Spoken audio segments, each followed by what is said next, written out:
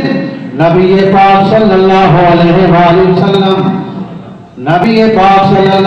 وسلم کو کافر مار رہے تھے، دکھ دے رہے تھے، تکلیفیں دے رہے تھے۔ آپ کہتے ہیں کہ میں نے دیکھا کہ ادھر سے ابو بکر صدیق آ گئے، ابو بکر صدیق رضی اللہ تعالی عنہ آئے، اور جب آپ آئے اور آپ نے ایک کافر کو کھینچ کے ادھر پھینکا، دوسرے کو ادھر پھینکا، آپ کافروں کو زور زور سے پکڑ کے دور پھینک رہے ہیں، حضور سے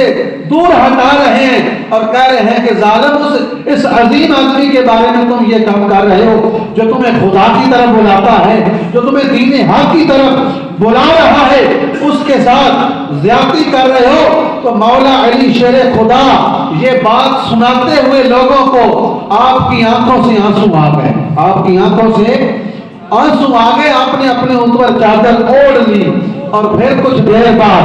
مولا علی شیر خدا آپ نے چادر ہٹائی اور آپ نے فرمایا کہ وہ آدمی جو آل فرعون موسیٰ علیہ السلام کا وہ آدمی جدا ذکر ہے کہ جاڑی بھی راتی عبادت کرتا ہے، راتی بھی بڑا عبادت کرتا ہے، لیکن اس اپنے دین کو چھپا کے رکھے ظاہر ہے نہیں کیتا۔ مولا علی شیر خدا نے فرمایا کہ او آل فرعون کا آدمی جڑا دن رات رب دی عبادت کرنے والا ہے، او اگر وہ ساری زندگی دی عبادت، انہوں نے عمر بھی لمبی آئی، آپ نے فرمایا کہ وہ ساری زندگی دی عبادت ایک پاس سے رکھی جاوے، صدیق دی زندگی دا ایک لمحہ ایک پاس سے رکھیے جو ساری زندگی نہ بھاری ہے۔ ایک کون فرما رہے ہیں؟ مولا علی شیر خدا رضی اللہ تعالیٰ عنہ، اے ابو بکر صدیق رضی اللہ تعالیٰ عنہ، ابو بکر